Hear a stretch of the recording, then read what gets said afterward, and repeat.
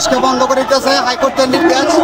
কারণ আমাদের মনে করেন আমাদের মা বাবা আছে, আমাদের সংসার আছে, আমাদের কর্ম তারা আমাদের নাই, অন্তত আমাদেরকে কর্ম দিতে পারতো না। তাহলে আমরা এটা বাদ দিয়ে দেবো, মানে আমরা কর্মটা কি করবো? আমরা এটা একটা সিদ্ধান্ত দিয়ে দেবো সরকার, আমরা কি অটো রিক্সা বাদ দিয়ে দেবো না আমরা কি করবো? আমাদের অটো রিক্সার হয়তো লাইসেন্স করে দেব, নাহলে দেখুন একটা নির্দেশ দিয়ে দেব যেভাবে চালাও তোমরা, হ্যাঁ আমরা এইভাবে বদ্ধভাবে চালাই, ঠিক আছে? আমরা হয়ে উল্লা দেওয়ার দরকার না।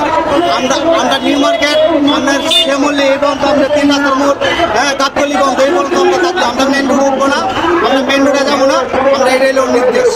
আমরা এই রাজপথে নেমেছি, আমাদের পেটে লাঠি দিলে আমরা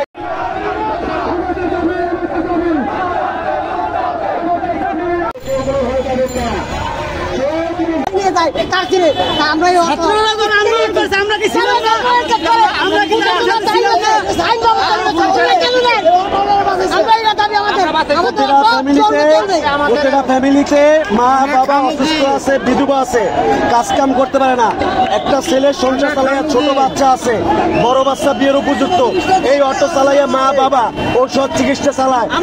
পুলিশ প্রশাসনের, সাংবাদিক ভাইদের এবং যারা সার্জেন্ট ট্রাফিক যখন শীতে এবারে অসুস্থ হয় এই রিক্সা অটো দিয়ে তাদেরকে নিতে হয়, কিন্তু এই অটোর উপরে কেন লাথি মারে?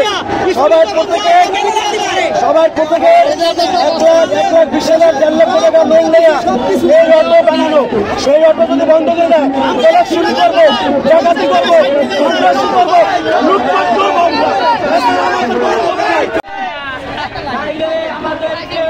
সম্পূর্ণ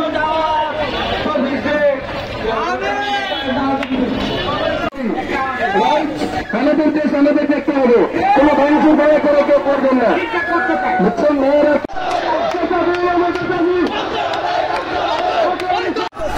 চলতে হবে।